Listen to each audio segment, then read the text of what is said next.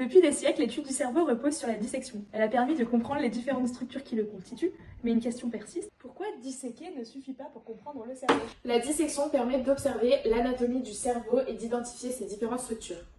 Cependant, un cerveau disséqué ne pense pas, ne perçoit pas et n'apprend pas. Alors aujourd'hui, nous allons nous rendre dans un laboratoire de recherche qui travaille sur différents organes, ce qui va nous permettre dans un premier temps d'en apprendre plus sur la dissection du cerveau.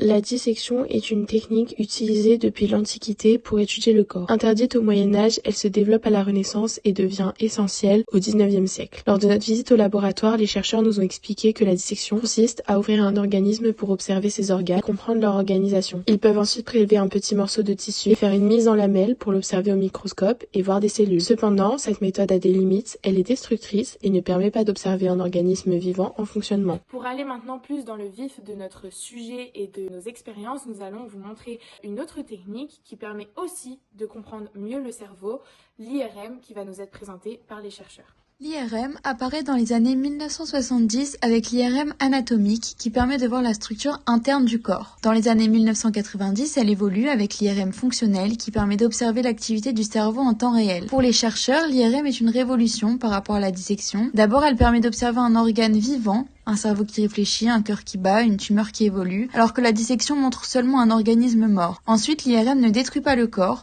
Contrairement à la dissection où il faut couper, le patient repart intact. Elle permet aussi de visualiser le corps en 3D avec des coupes virtuelles dans tous les sens. Enfin, elle pose moins de problèmes éthiques car elle évite de sacrifier autant d'animaux pour étudier l'anatomie et le fonctionnement du cerveau. Notre visite au laboratoire de recherche nous a permis de comprendre que la dissection, bien que très utile dans l'étude du fonctionnement du cerveau, n'était pas suffisante pour tout comprendre. L'utilisation d'autres techniques comme l'IRM ou nos expériences peuvent elles aussi être très utiles. Dans ce projet, nous avons cherché à comprendre pourquoi l'étude anatomique du cerveau, notamment par la dissection, ne suffit pas à étudier son fonctionnement. Nous avons formulé l'hypothèse que le fonctionnement cérébral repose sur l'activité neuronale et la plasticité cérébrale, c'est-à-dire la capacité du cerveau à se modifier avec l'expérience. Pour cette hypothèse, nous allons mettre en place des expériences simples et réalisables au laboratoire scolaire afin de mesurer le fonctionnement du cerveau. Nous avons étudié l'apprentissage moteur, la rapidité des réponses et la discrimination sensorielle en comparant les performances avant et après entraînement. L'objectif est de montrer que seules des approches fonctionnelles permettent de comprendre le cerveau en action. Pour notre expérience, nous avons étudié l'apprentissage moteur à l'aide d'une tâche d'écriture réalisée avec la main non dominante. Donc Pauline, notre sujet, va réaliser un témoin avec sa main dominante et nous allons ensuite poursuivre l'expérience. Maintenant, je vais écrire de ma main non dominante. Maintenant, nous allons refaire l'expérience après une phase d'entraînement. Maintenant, je vais faire avec ma main non dominante. Nous avons refait l'expérience avec plusieurs élèves de notre classe et nous allons maintenant vous présenter les résultats avec un tableau Excel. La diminution du temps moyen après entraînement indique une amélioration de la performance liée à l'apprentissage.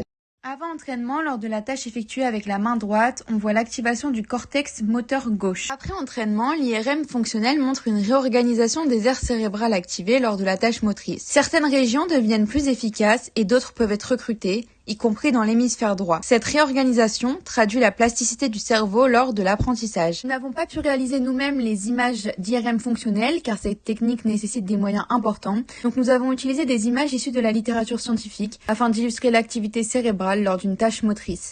Nous avons également étudié la perception tactile à l'aide d'un test de discrimination sensorielle. Nous allons donc étudier si Zélie est capable de définir si elle est touchée par une ou deux pointes.